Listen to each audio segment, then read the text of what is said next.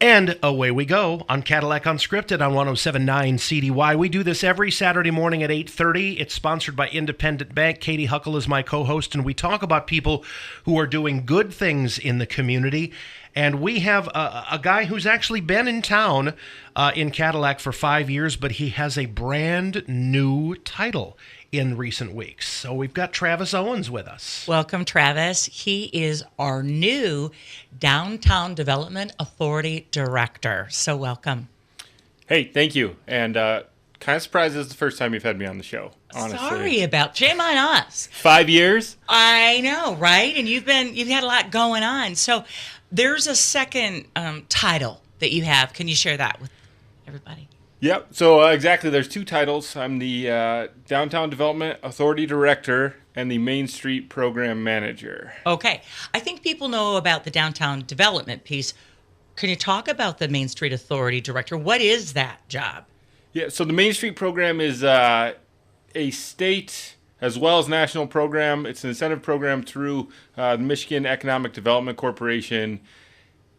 And it helps with revitalization in downtown districts that meet certain specifications. So for me, as I'm learning the program, it's essentially a framework to implement a system to improve, focus on economic development in downtowns, activate community spaces, engage the community. It's just a really great kind of plug-and-play system with a downtown focus. And you and when you say plug and play, is that something that you actually took a look at programs that are going on around other downtowns and are applying it to this? Or So I have not, but the Downtown Development Authority did when they made the decision to become a part of Michigan Main Street. And that included field trips to other Michigan Main Street members, select level communities. So there's levels in the program, and some of these other communities have advanced to that top tier. And they led field trips to the DDA. They got to investigate, receive testimonials, participate in events, and really understand the benefits to being in the program. In your capacity, have you had a chance to visit other downtowns yet? When I did visit other downtowns, it was not in this capacity. Okay, so you will be looking at it through new lenses when you do this, then. Yeah, 100%. Okay. Yeah, and very excited about going to other downtowns, seeing what's working for them, and then making it our own, which, retaining our individuality is a big part of the program. We want to stay Cadillac, but we can always take, ideas from other places that have been successful. We call that copying the homework. Nothing wrong with that, No. No. It's a great way. I mean, how many other communities have asked us here in Cadillac, how'd you do that? Or how'd you, you know what I mean?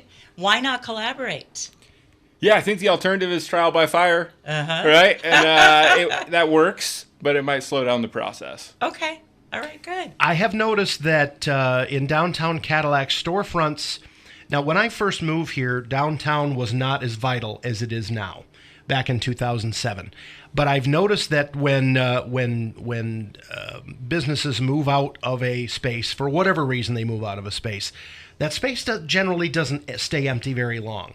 In fact, while I was driving by earlier this week, and I noticed there was some work going on inside of what used to be McLean Cycle. Oh, so there's something going on there. I don't know what it is. Maybe Travis does. Maybe he can't tell us what it is, or maybe he can. But there are things happening downtown. I am smiling. I do not have an answer. So I noticed it today. I spend a lot of time up and down Mitchell Street, going business to business, especially in these first weeks. And I saw him putting in some flooring today, and I was very excited. I do know there are a couple other, the Park Center place or the Park Center Cafe. That going to be the Renegade Cafe. That's right. They have. I noticed that online. They are, and you won't see this because you don't do social media. Right. We just talked about this, and you're probably good that you don't. However, there is that part of it where you see things, and it kind of helps you be informed. So. A couple has bought that space, and they've renamed it the Renegade Cafe, and they are using social media to keep people updated on every step of their development of that business. So, yeah, that's exciting. Another storefront, formerly occupied by Charming North. So there can be a new business going in there. They've got a plan for that space as well. And to your greater point, our vacant storefronts don't stay vacant. And that's important. It is, and it's very, very important for us to support the entrepreneurs Oh my gracious, yes. who put their blood, sweat, and tears into any of their businesses, but particularly downtown. It is, and I went into the Bird's Nest the other day looking for a unique birthday gift. I was so tickled. I got a dozen farm fresh eggs in blues and greens and browns and cafe au lait color. They look like a carton of art for $3.09. And we all have heard people talk about the price of eggs. I mean, and these were free range chickens. They were absolutely delicious. So I was going to keep it my secret, but I'm not. I'm talking about it. So just so you know, there are fabulous eggs at the Bird's Nest. But that is people have their stuff on consignment, and so they've got all these cute booths. And actually ended up buying a friend of mine's gorgeous, she does like needlepoint, a special kind of needlepoint pillow covered with fish. And it's sort of the fish we find in northern Michigan. And, I sent her a text. I'm like, is this you? Yeah. So there's a whole bunch of different artists in there and creators in there. And so I would tell people, you won't leave empty handed. You're going to want something from that store. So, and again, everyone smiles when you walk in. I can say that for all the stores downtown. There is a warm welcome when you come walking in to stores in downtown Cadillac. Yeah, and I believe that our friend from the sweet shop, Caitlin, just celebrated her first anniversary as the owner of that building. Oh, my goodness. And we had her on shortly after she took possession of that business. So, great success story with Caitlin. What have you learned most, Travis, in your first several weeks on the job about the city of Cadillac? Because I'm sure there was a learning curve for you. Still on that roller coaster, still climbing. There's certainly a curve. I think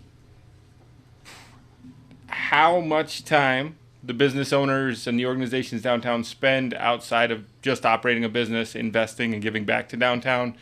I like to refer to them as serial board members. Mm-hmm. There's a lot of events that happen downtown, right? Mm-hmm. Lots of planning year round, these big events that happen. And I've noticed that a lot of the people I talk to that work on those event boards are also the people I talk to on the DDA board or the business owners I'm stopping by to visit. The sponsorships and just the investment in the community is really impressive. And it's not business ownership is not a 40-hour-a-week job.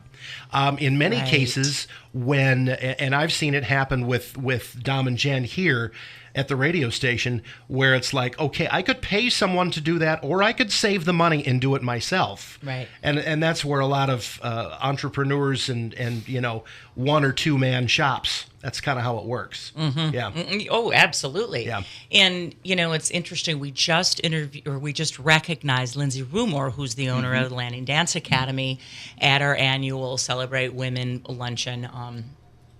With proceeds to benefit Oasis and the domestic violence shelter. And in her bio, Lindsay, we asked her, how do you feel about the community? You've spent a lot of time, talent, and investment here.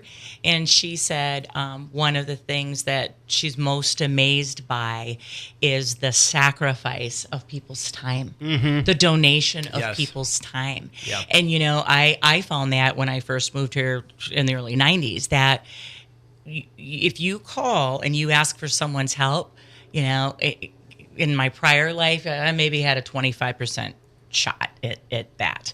Fundraising, philanthropy, nonprofits. Here, it's going to be closer to a 90% chance that the person on the other end, if they have the means and the capability, they're going to say, absolutely, how can I help?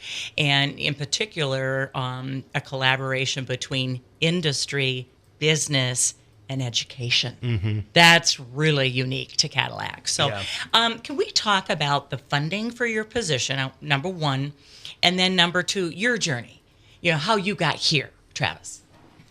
We can't talk about that. Okay. I'm going to jump back briefly and just echo what you said, and only because coincidentally it's the second time I've heard that this week.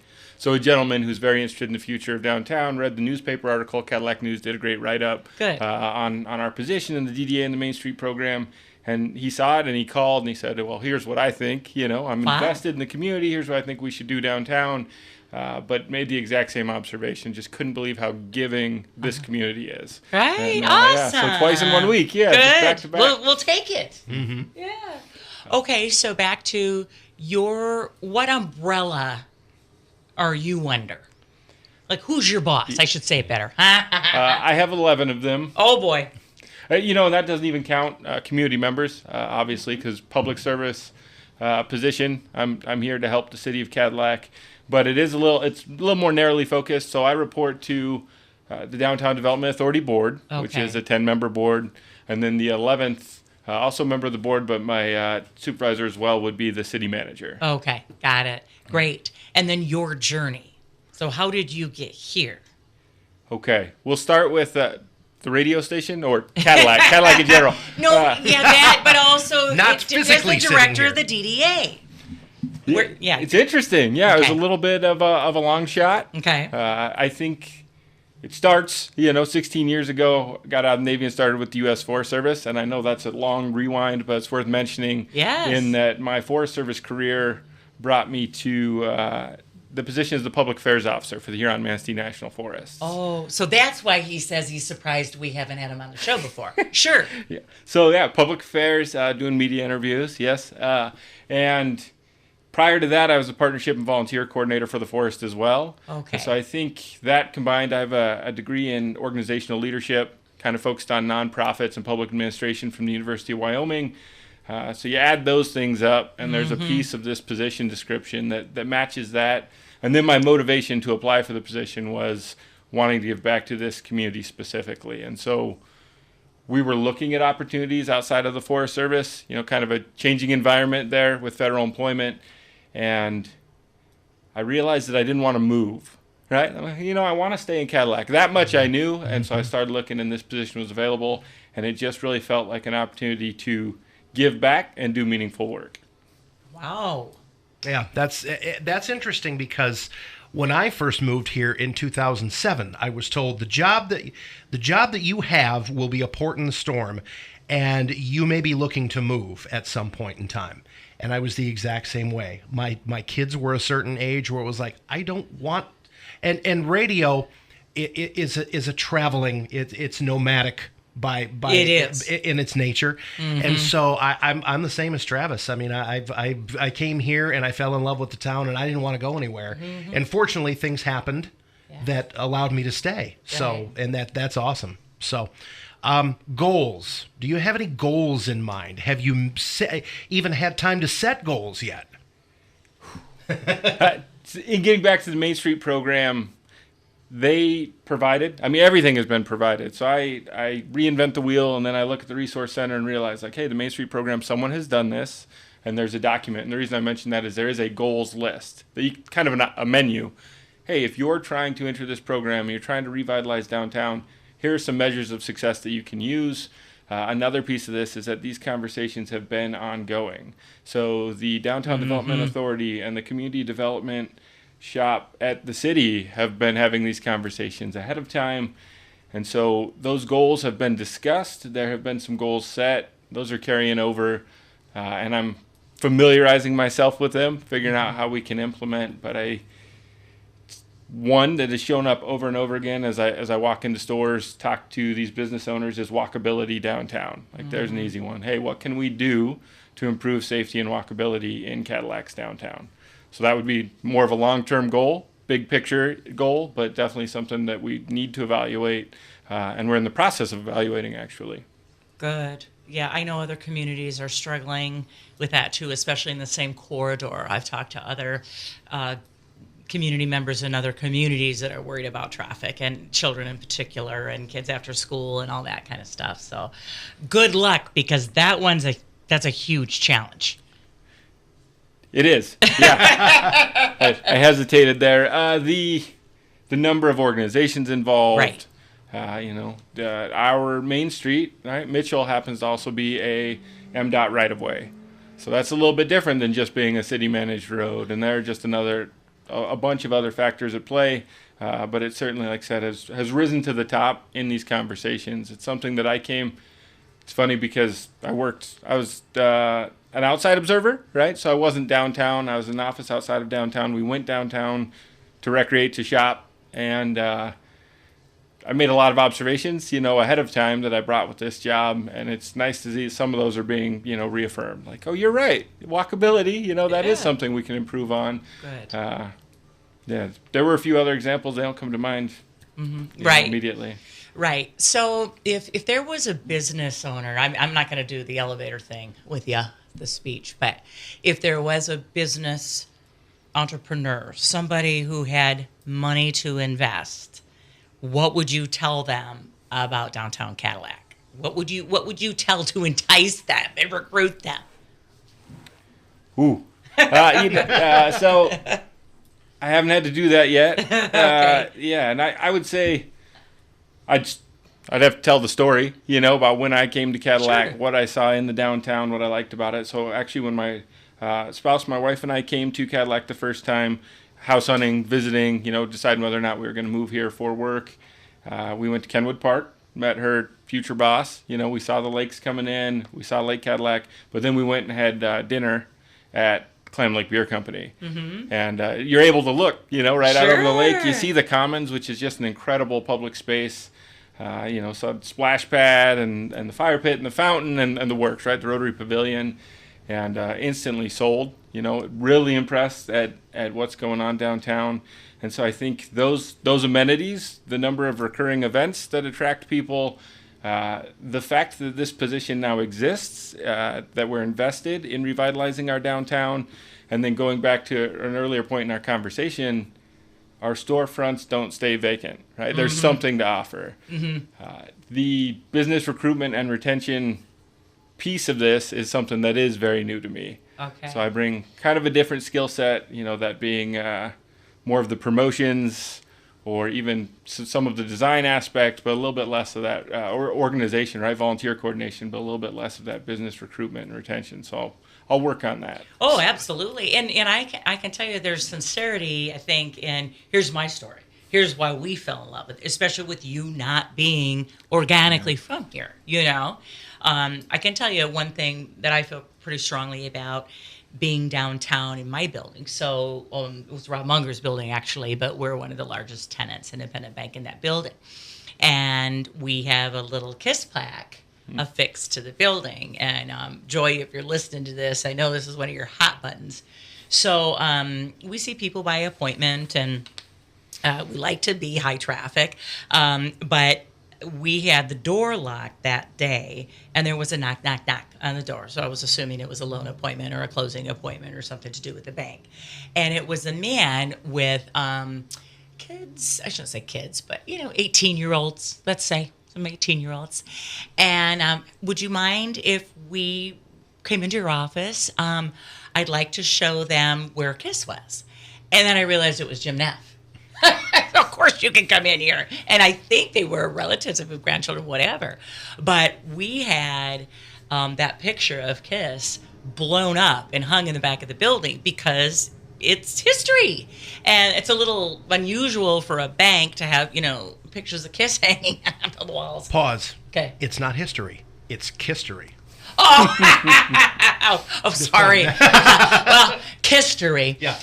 But anyway, I did. I took the time to walk them around and show them pictures of the canal, when the canal had boat rentals on it, but not motorized boats, like the police department, the fire department on horseback here in Cadillac, And because I feel like if you want to be in a historical space, you owe that to folks that are interested in that space. You're just a keeper of that time. You're not going to be there forever. You know what I mean? Even if you own it, you're not going to be there forever. So how can you perpetuate and embrace and help others enjoy the history of this space that you're in? You have to share it and you have to talk about it. So have you found so we've already talked about, what attracted you to Cadillac. So if you have a chance to recruit someone downtown who is interested in spending their own money to relocate to downtown Cadillac, you're probably going to take them into that back room at the Clam, I'm guessing. Oh, sure. For that view. Right. Like Norman Rockwell. Yeah. It's interesting that you mentioned Norman Rockwell, because that overview of all of that going on, it is like a storybook painting. It is. And Diggins Hill is going to be that way, too. Okay. If Carla gets away. Right. And she will. Yeah. But, so I like to play What's Your Favorite? So if you, and we'll start with him because this is on his mind more than ours. If you could bring one business, and it doesn't have to be like Starbucks or something like that, but one business to downtown Cadillac, what would it be? Oh my goodness, that's a hard question. I'm glad that this game is not actually what's your favorite. I'm very bad with favorites. Oh, okay. Yeah, terrible at it. But no, if I could pick one business, and again, this would just be for me, I think we need a running store. That's what I would get. I would like to be able to go, put on some running shoes, try them out, and not have to order online or travel. That would be the thing I would want. And that's solely selfish, self-motivated. Because are you a runner? I am. Okay. Okay. And we've got a bicycle store already. We do. So we've got that. See, there's this thing with running where they put you on a treadmill. And then you try out the shoes, and if you're like me, you run like a duck. You have wide feet, and you kind of quack around. But some people, run very straight, or they're very heavy-footed. And the clerk, or I should say the technician, can look at how you're running and say, no, Asics would be better for you because they're wider, or Nike would be better for you for this. And then they ask you questions like, how many miles a week do you run, and do you typically run outside? I mean, it's harder than the makeup store. What kind of shoes should I wear if I wear a path to the refrigerator? Crocs. No, I'm kidding. No, you're not. No, you're not. Okay. Okay. You want to go next? I don't know. I don't know where to go from there. I really don't. I mean, other than you're asking me what I would like. Mm-hmm. Just you. You don't have to think about all the kids. No, but just you. I mean, what is Cadillac? What is downtown Cadillac missing that it doesn't have? I mean, I would love to see more people support the place that's in where Pell's used to be. The old Nature time Valley? the old time video games. Oh, okay. Yeah. Okay. I would love to see that place get more support. Okay. Because I grew up in an era where video games were where you went to a public place and played video games, not sat alone on your couch and did this with no one watching you. Arcades, we called them back in the day. Those kinds of things. Those are so fun. Yeah. But I can't really think of anything. I mean, we've got pretty much we've got restaurants, and we've got places that sell, sweet things, and I don't know. You have any ideas of what the city of Cadillac could use? Yes, we need a sushi restaurant. Okay. In general, not just for you, but what do we need? In general, the one that stands out, I've heard repeatedly, it was obvious to me, one of the things I brought with me, lodging. Mm-hmm. Yeah. Where do you stay? In downtown Cadillac? You're either at one end of town or the other. And then I've heard men's clothing is another thing, like a menswear shop, the ability to go in and get, for a young professional to go buy a button-down collared shirt, like that's something that's not necessarily available downtown. Yeah. Charming North used to do that, and R.J. Grant's before that in that space too. But yeah, that's good. Right, I like that. I can see all of it. Yeah. And it's so easy to sit on the sidelines, right, and say someone should take their pot of money and do this, and that's why those of us on the sideline, we really need to be shopping in these spaces so that, the current owners can say there is support locally. Come here because we'll support you, they'll support you, the town will support you. It really does snowball. Yeah, and it's as simple as if whatever it is that brings you downtown, if you're attending one of the concerts at the Rotary Pavilion, if you're going to one of the markets, if you're downtown to eat, I personally can't get downtown without having to stop at Toy Town. Like that, my daughter's like, all right, cool, we're here, or Horizon Books. Right. And so, just making it the full experience, visiting a store while you're down there, and going down for whatever attracts you. Maybe it's the event, maybe it's Beer Fest or something, but making sure you get to these downtown businesses, which are right there. And I think it's kind of been lost on the younger generation who go to one end of town to the other to shop in the big box store. The opportunity to walk up and down Mitchell Street is kind of lost to a younger generation. And it needs to be reintroduced, I think. Don't you think? Okay, so I will tell you, because I'm right there with that great big window, and I will tell you, I see a lot of high schoolers, high school age folks walking up and down, packs of kids just having a good time, and whether it's ice cream they're just having camaraderie with one another. So I do see that. Okay. Yeah. Question, Travis, because housing is an issue, as we know. You talk about lodging. I'm talking about housing. Do you see our landlords downtown and our building owners looking at residential housing above storefronts? I know there are several of them, but there are several empty too. And is that something that is addressed by who would tackle that? Because that loft vibe in Chicago or in your more metropolitan areas where every store you look at, you're like, there are a bunch of people living up there. That's right. Exactly. Yeah, and they love living up there because they can come down and grab a coffee or go out for dinner, go to the movies and walk home. Do you see that happening for Cadillac, Travis? It is part of what we're doing. Okay. I'd say it's on my radar. I don't know who's doing it. Okay. I know that some of those spaces exist, but one of the steps in the Main Street program and that the Downtown Development Authority is looking at is an inventory of vacant storefronts as well as vacant housing or opportunities for housing. Mm-hmm. And so we're very much in the stage of inventories, asset evaluation, what do we have to work with, and then, similar to our earlier conversation, setting goals based on what we see. Mm-hmm. So, let's say the estimate is that 30% of the available housing above these businesses is vacant. Then we start looking at, would someone invest? Who will invest? How can we turn that vacant space into houses? And in some cases, though, a lot of that has to be remodeled to be brought up to code. Like I'm thinking of Sally's. Mm-hmm. Many places to live up above that building, and that would be a huge thing if that could be remodeled and brought up to code and offered to people. Right. And it's worth mentioning too that the second Cadillac Lofts project is underway. Right, Good. Construction is begun on that, Yeah. so that's another 50 units, I believe, that are going to go in. Good. Yeah, and I look at the evolution of just how, like you mentioned, video games and how things change. I can remember the big thing to do when you got engaged was you would go down to Sandy's and you would register for crystal pieces and for flatware and for china. And you would look in this big case and you would decide what fancy dishes you wanted. I can tell you right now, I'm talking to a lot of people about bridal registries right now in this space of my life.